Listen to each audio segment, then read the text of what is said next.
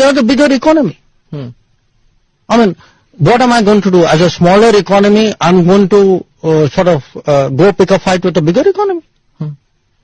It's not a question of reacting, it's a question of having common sense. स्वागत है आपके अपने YouTube channel पर। मैं आपका दोस्त मोहित पेनेवाल। आज हम बात करने वाले हैं चीन के बारे में और प्रधानमंत्री मोदी जी के बारे में। आपको याद होगा जब प्रधानमंत्री जी गुजरात के मुख्यमंत्री हुआ करते थे और पीएम पद के कैंडिडेट हुआ करते थे, उस टाइम वो कहते थे कि चीन को आप लाल आंख क्यों नहीं दिखाते हैं।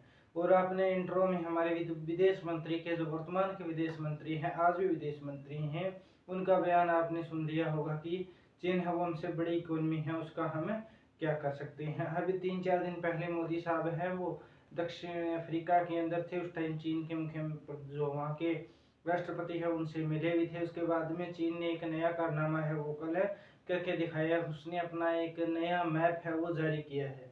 उस मैप में सबसे इम्पोर्टेंट चीज़ ये देखने को मिली है हमें, आप ये देख सकते हैं कि उसने जो अक्साई चीन हम बोलते हैं, जिसपे हम कहते हैं कि चीन ने कब्जा कर रखा है, और दूसरी ओर जो अरुणाचल प्रदेश जो पूर्ण रूप से भारत का हिस्सा है, जो अक्साई चीन भी भारत का हिस्सा है एक तरीके से, उसको चीन ने अपने मैप के अंदर ले लिया है। इससे पहले भी कुछ दिन पहले एक न्यूज आई थी कि 11 अरुणाचल प्रदेश के जगहों के नाम है वो चीन अपने हिसाब से रखने जा रहा है। क्या भारत सरकार 2020 में जो स्थिति थी बॉर्डर के ऊपर, वो स्थिति है वो अब ला सकती है? इस प्रकार की कोई बातचीत है वो होती हुई हमें दिखाई दे रही है, जिसकी संभावना कम हमें दिखाई दे रही है, क्योंकि सरकार की जो प्रतिक्रिया है वो उस पर नए के बराबर हमें देखने को मिल रही है। और जो मोदी साहब लाल आंखों की बात करते हुए हमें दिखाई दे रहे थे, उसके ऊपर आज राहुल गांधी ने एक अपने ट्विटर पे पोस्ट डाला है। आप ये देख सकते हैं कि इस पोस्ट में वो दिखा रहे हैं कि किस प्रकार से जब जिनपिंग से मोदी साहब मिले थे तो जिनपिंग साहब हैं वो आराम से बैठे हुए हैं और मोदी साहब हैं उनके सामने खड़े हुए, और ऊपर उन्होंने जो भी चीन ने जो एक रिलीज किया है अपना मैप, उसको भी उन्होंने दिखाने का प्रयास है वो यहाँ पे किया है। तो आप क्या सोचते हैं कि मोदी साहब क्या लाल आंख है वो दिखा सकते हैं चीन को, या फिर चीन इसी प्रकार से करता रहेगा कि भारत की जमीन को अपनी जमीन बताता रहेगा, एलओसी के ऊपर है वो एक्चुअल जो लाइन कंट्रोल है वो भारत पीछे की ओर करता रहेगा एक तरीके से?